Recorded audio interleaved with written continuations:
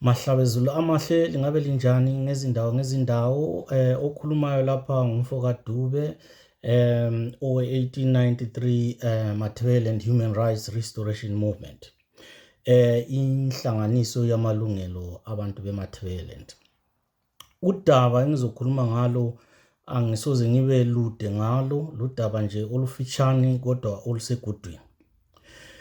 Udaba lolu ngolokufundisa kwabantwana abancane kwelamatabeleland ngabantu abangenelisi ukukhuluma ulimi lwesindebele kumbe izindimi zesindebeleni indimi ezitholakala eMatabeleland. Ngamafitshane sizwe sakithi ulimi ibuzwe besizwe. Abantwana ligolide lesizwe, yibo abagcina ubuzwe besizwe, abazahamba ukuthi phambidlana bagogose ulimi lamasiko esizwe lakho konke nje okumunyethwe lulimi lwesizwe. Kungakho-ke njenge-1893 kasivumelani lohlelo oluncindezela abantwana bakithi ngokuthi banikezwe ababalisi abangenelisi ukukhuluma indimi zeMatabeleland.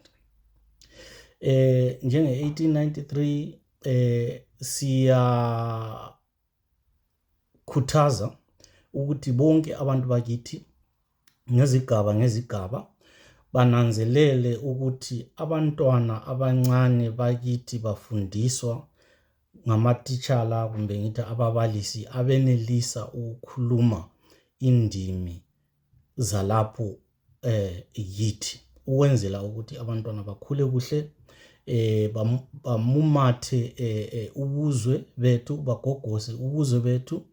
Njalo lokhu njenge-1893 kasikufiseli kwamanye amazwe, njalo kuyinto enjalo nje phakathi kwamazwe wonke, whether imihlobo ye-race kumbe imihlobo ye-tribe kumbe imihlobo bani.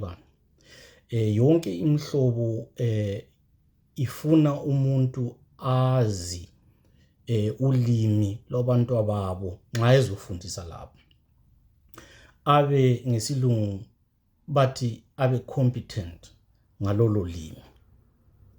Njalo kasikufiseli njenge-1893 ukuthi lokho kwenzakale kumbe kwamanye amazwe kumbe kwezinye izizwe, ukuthi kube labantu abafundisa abantwana balezo zizwe bengela competence in their local languages.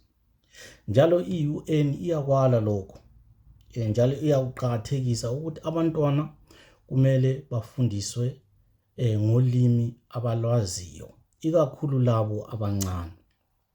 Kungakho-ke udaba lolu segudwini oselugoqele lensizwa abathi ngusimele isizwe sibanda. Sithi indaba esegudwini okumele isiphathe sonke, akumelanga ibe indaba kasimele ilizwe, kumele ibe indaba yethu sonke abantu beMatabeleland laba kwezinye izizwe, ngoba kakho umuntu ofuna ukuthi umntanakhe abulawele ulimi lwakhe. Kungakho njenge-1893 siyakhuthaza abantu bakithi ukuthi ngezigaba asinanzeleleni ukuthi abantwana bafundiswa ngabantu abenelisa ukukhuluma ulimi lwethu.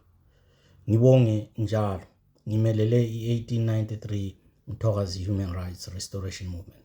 Thank you.